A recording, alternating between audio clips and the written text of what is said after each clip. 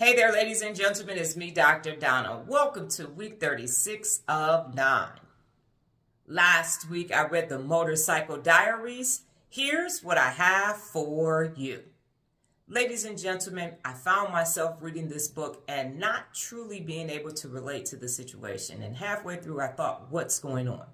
And part of it is that I never took a gap year. I never went backpacking and traveling around Europe. And so a lot of the things that were taking place were quite foreign to me, especially since the trip happened in the early 1950s. What I was able to extrapolate from the book was that it was a coming of age story.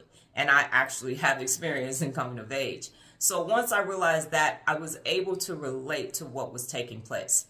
And halfway through the trip, the motorcycle died and they had to leave it. And then they found themselves getting on boats and getting on trains and buses and often having to walk places in the cold, which I could also relate to because I used to have to walk in the cold to catch the bus to high school. I had to walk in the cold to go to class in college, and I had to walk in the cold and live in the cold when I was in the military.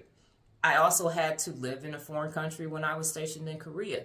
And I found myself throughout my life living in places and having experiences with different types of people. And this is what happened to Che.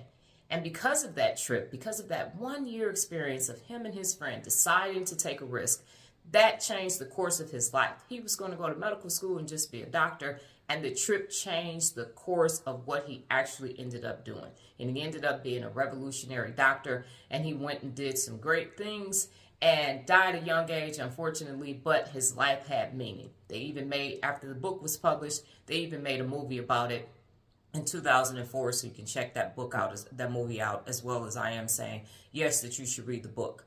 The real leader aspect that I'd like to bring to light is the fact that they took risks. They literally left their families and went out into the unknown. And had they known what was going to happen halfway through the trip, they might not have even taken the trip. But that's what happens when you take a risk. You say yes to the risk, and then life comes to you, and then you have to have faith to get through to the end, to see your goal and get to your mission and get to the end.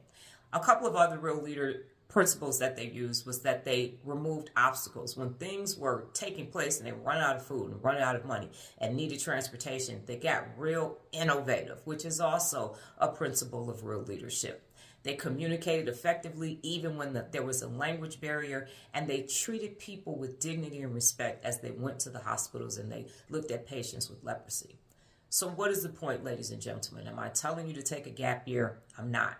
But I am telling you to start taking risk. I am telling you to start venturing out outside of your comfort zone and go and meet new people. People that don't look like you. People that aren't from where you're from. People that don't speak the exact same language as you, because we are all human beings at the end of the day. And that's the moral of the story for me in reading this book, is that human beings just want to be treated with dignity and respect, with kindness, and the ability to live their life. That's what we all need to strive for. So yes, this book is an absolute recommendation from Dr. Donna. Got it? Good. Last week's New Beginning, I recorded a desk talk every day. I looked on my YouTube playlist, and it had been 2 years since I had done a desk talk. And so I decided that I needed to fill that playlist back up. And it was a great new beginning, or old beginning to a new thing, or old thing to a new thing. However you want to look at it, it was great. This week's book, The Price of Privilege.